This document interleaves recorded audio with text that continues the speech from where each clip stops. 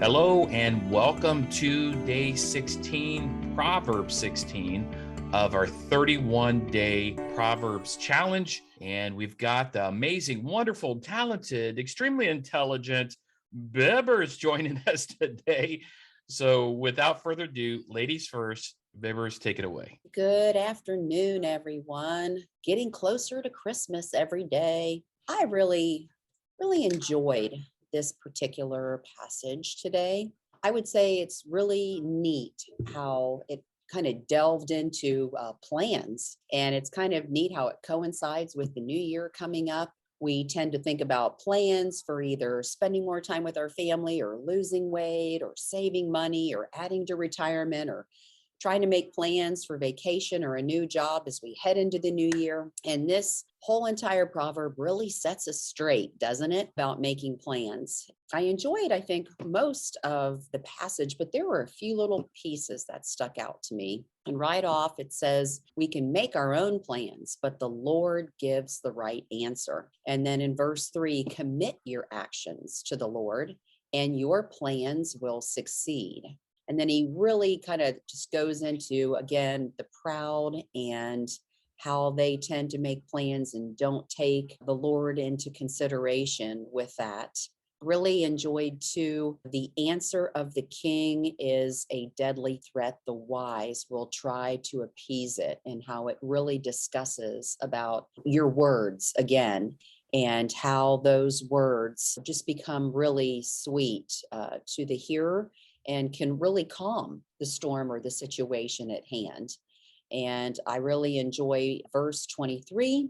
From a wise mind comes wise speech. The words of the wise are pervasive. Beautiful. 24, kind words are like honey, which I had honey on my yogurt this morning. And so as I was reading this, it kind of really hit me. Sweet to the soul and healthy for the body. That's just beautiful. Just really beautiful. So I really just enjoyed that. And I took a peek at Matthew 6:25 through 34, and just our plans and what we do and how we set about to do that. But I really do like in verse 28 in Matthew, and why do you worry about clothes? See how the flowers of the field grow.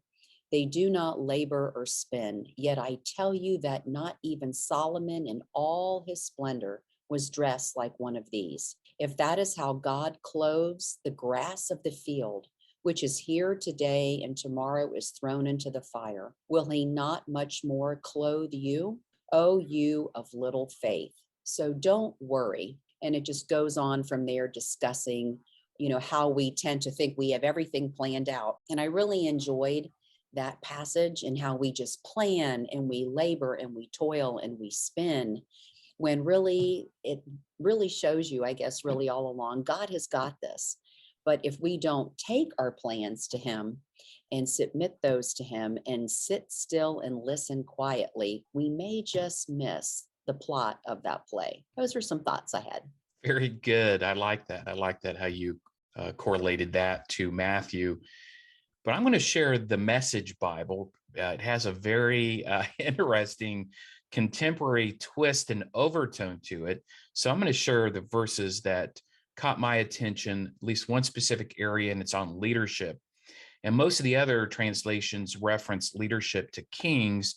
But if we scroll down here, beginning in verse 10, so Proverbs 16, verse 10, this is the Message Bible. In verse 10, a good leader motivates, doesn't mislead, doesn't exploit. God cares about honesty in the workplace. Your business is his business. Good leaders abhor wrongdoing of all kinds. Sound leadership has a moral foundation. Good leaders cultivate honest speech. They love advisors who tell them the truth. An intemperate leader wreaks havoc in lives. You're smart to stay clear of someone like that. Good-tempered leaders invigorate lives. They're like spring rain and sunshine. So that is some really good advice and wisdom on good leadership, right? I've worked with a lot of different leaders of different styles, and having a variety of leaders. I've had what some may call micromanagement leaders, right? I've had some that were kind of a little bossy per se, very direct per se. And then I've had leaders that really encouraged me, inspired me, coached me. And I believe good leaders are more like good coaches, right? They know you're Hmm. on the same team. They speak with passion, integrity from a source of experience and empathy. And I believe this is what Proverbs is outlining here, what good leadership looks like. In 10, leader motivates. He doesn't mislead, doesn't exploit, doesn't misdirect, right?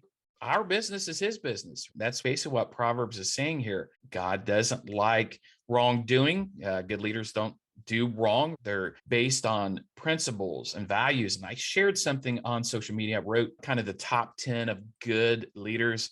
Get a chance. Maybe I'll share that link below. I wrote an article on it. 14, an intemperate leader wreaks havoc in life. So angry, constantly barking orders, not empathetic, not realizing you're on the same team, and your team makes good leaders. So if you're in one accord, you're not angry and frustrated, and there's not animosity, there's the program for success, right? There's a recipe for success. And leaders invigorate lives, right?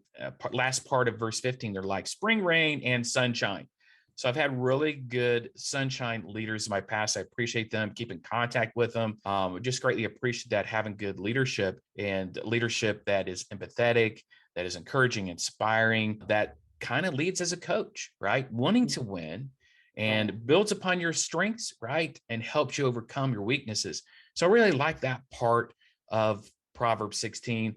And then 18 stood out. First, pride, then the crash. The bigger the ego, the harder the fall.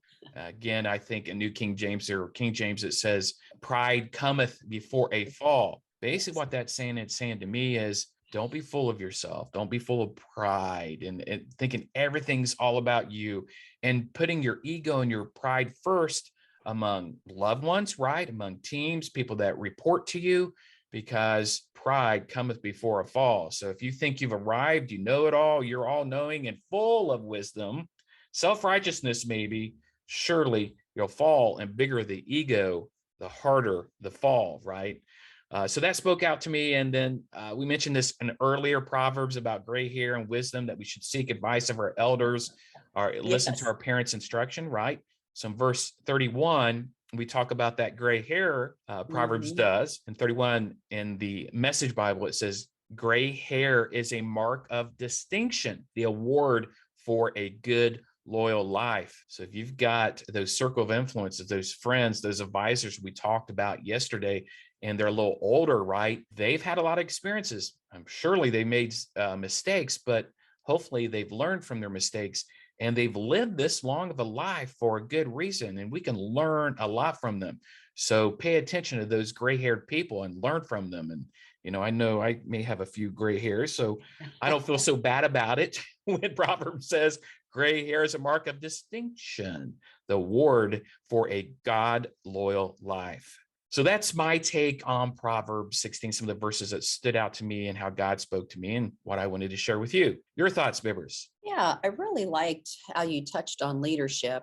Something that kind of came to me was Matthew 20:26 through 28. It shall not be so among you, but whoever would be great among you must be your servant, and whoever would be first among you must be your slave, even as the Son of Man came not to be served, but to serve and give his life as a ransom for many. And it just reminds me, I'm a hands-on learner, and it's really important, I think, being a leader, to be able to understand and have empathy for the people that you work with, to be able to do what they do, and to be willing to get in there, so to speak, and get messy. So I like digging in the dirt kind of a girl. I love plants and outdoors and things like that. But I think that same thing applies to your workplace. You need to be able to get in there and get dirty and get messy, and to be willing to go the extra mile.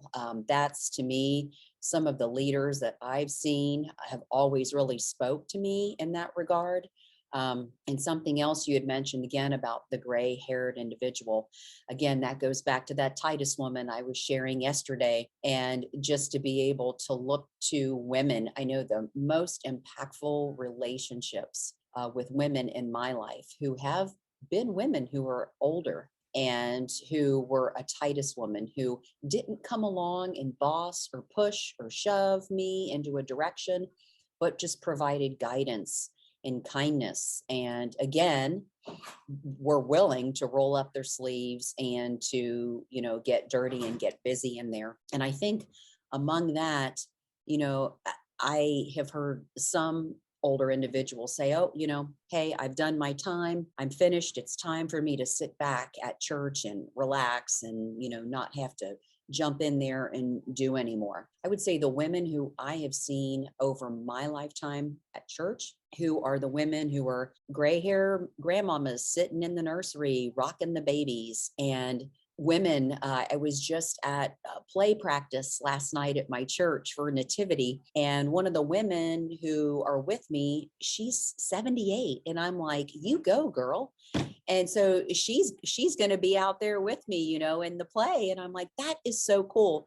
That to me, I think speaks on both the fronts. It's a leader who is willing to work and get in there and roll up their sleeves and do the hard work with their team. And it's an older person who mirrors that and isn't laying down their life and saying, okay, I've done everything, peace out, I'm done, people. No, they're still in there, plugging, volunteering, serving, cooking, baking, or working in the nativity play. Those are the things that I think stick out to me. Amen. Amen. That's awesome. I like those correlation verses too. Thanks for sharing, Bibbers.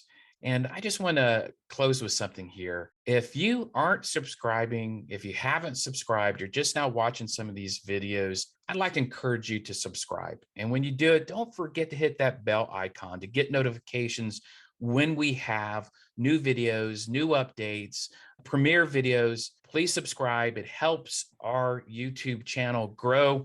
Can't survive without subscribers. So please subscribe, comment, like, and share these videos.